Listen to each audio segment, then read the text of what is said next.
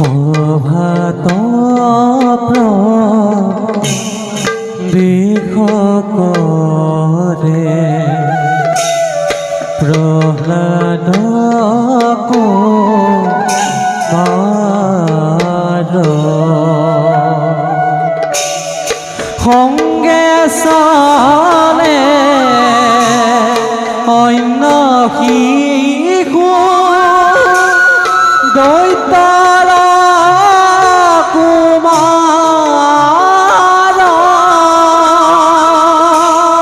সংগে চলে অন্য শিশু দৈত্যৰ কুমাৰ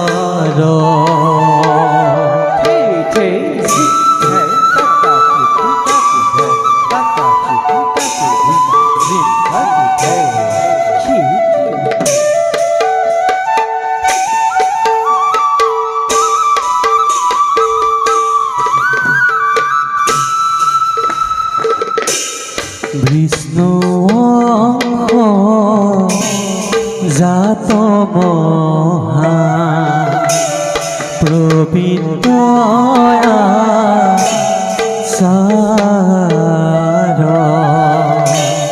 হৰি হৰি গোলা হবে অভাসদ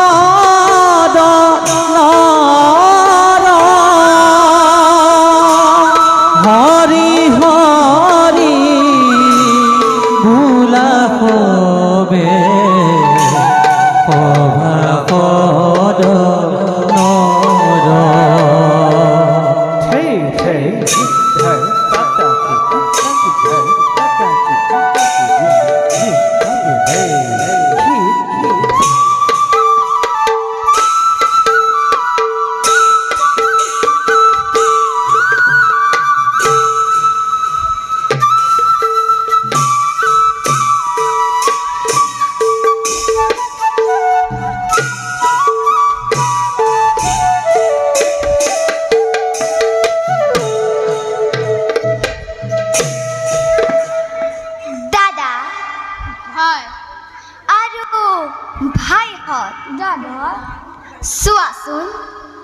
চোৱাচোন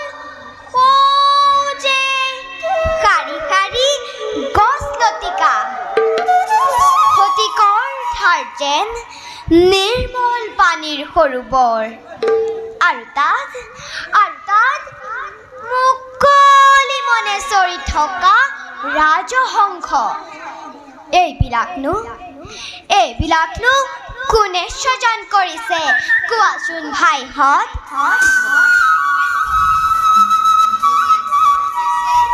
ভাই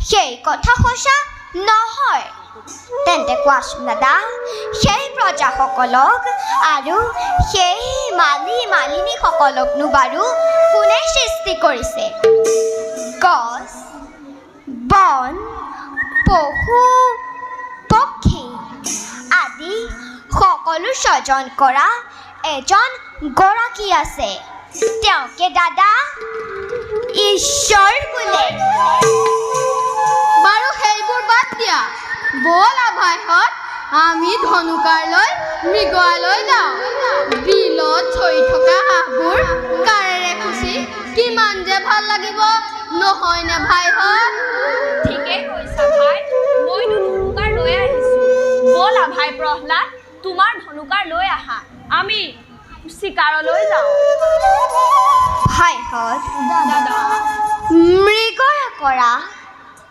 আৰু বনৰ পশু পক্ষী বধ কৰা মহাপাপ তোমালোকক মোক যিজন ঈশ্বৰে সৃজন কৰিছে সেই পশু পক্ষীবিলাককো তেওঁৱে সৃজন কৰিছে গতিকে ভাইহঁত ঈশ্বৰে সৃজন কৰা সকলো জীৱকে নিজৰ জীৱন যেন জ্ঞান কৰিব লাগে ভাই প্ৰহ্লাদ তোমাকনো এইবোৰ কথা কোনে শিকালে? সেইবোৰ কথা চিন্তা কৰিলেই নিজেই শিকিব পাৰিবা। সেইকাৰণে দাদা, ঈশ্বৰক চিন্তা কৰিবলৈ শিক্ষা লোৱা, তেতিয়া এই সকলোবোৰ জ্ঞান লাভ কৰিব পাৰিবা। ঈশ্বৰক চিন্তা কৰিবলৈ কি শিক্ষা ল'ব লাগে প্ৰহ্লাদ?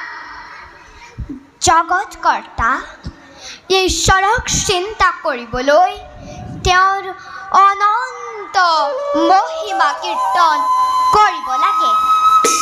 কাৰণ হৰিনামৰ বাহিৰে জগতত কোনো বস্তুৰ দ্বাৰাই ঈশ্বৰক পাব নোৱাৰি। সেইকাৰণে ভাইহঁত, পবিত্ৰ হৰিনাম গাবলৈ সকলোৱে শিক্ষা লোৱা। ঈশ্বৰে আমাক কৰোণা কৰিব। ভাই প্ৰহ্লাদ, তোমাক হৰিনাম গাবলৈ কোনে শিকিলা? ক'ত শিকিলা? ভাই, হৰিনাম গাবলৈ কোনেও শিকাব নালাগে।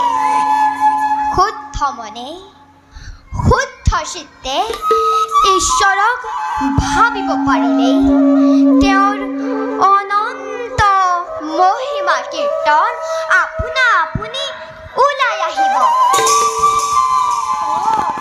সেইকাৰণে হ'বলা তুমি মাজে সময়ে হৰি কীৰ্তন কৰি ফুৰা।